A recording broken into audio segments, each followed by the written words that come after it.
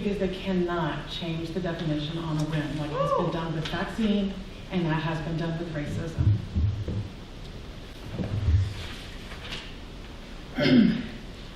Right here, selfish.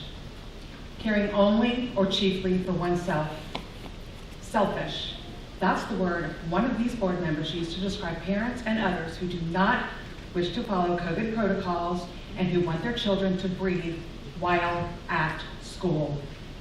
Selfish are parents who want their children to be able to communicate properly while at school. Selfish are parents who want children to be able to show their emotions to others and be able to see other students' emotions while at school. Selfish are parents who want their children to be able to hear and understand directions from the teachers while at school. Selfish are parents who want their children to experience a normal childhood while at school.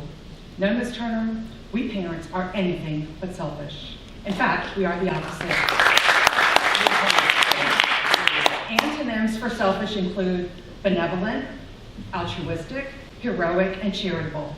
If we were selfish, would we give up family time each and every month to attend these meetings and fight for our kids' right to breathe, communicate, learn to show and receive emotional output and input, and have a normal day at school? We have spent countless hours doing research, real data, not trumped up, adjective-ridden data that Mr. Zellick spews. We have comforted our kids because they hate the mask, despite what they tell you when you visit the schools. It's like picking the lesser of two evils, remote learning or being masked up with peers at school. We have spent time picking the exact right masks that fit properly or have the right superhero on it or are the right color so that they will accept wearing these face diapers. These are not the actions of selfish people.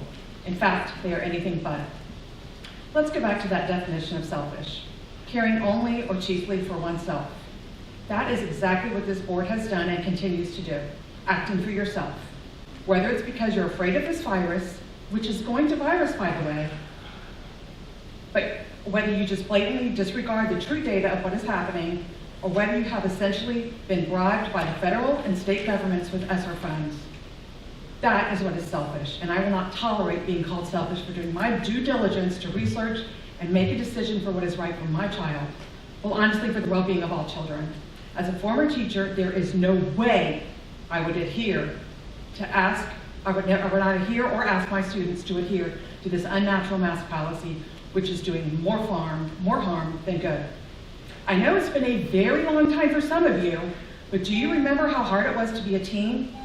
Now imagine trying to make friends and dealing with teen angst in a mask. Now imagine adults telling you you are nothing but a vector and a transmitter of disease and must be muzzled. This needs to stop now to attempt to save the mental health of our teens as well. You are the selfish one.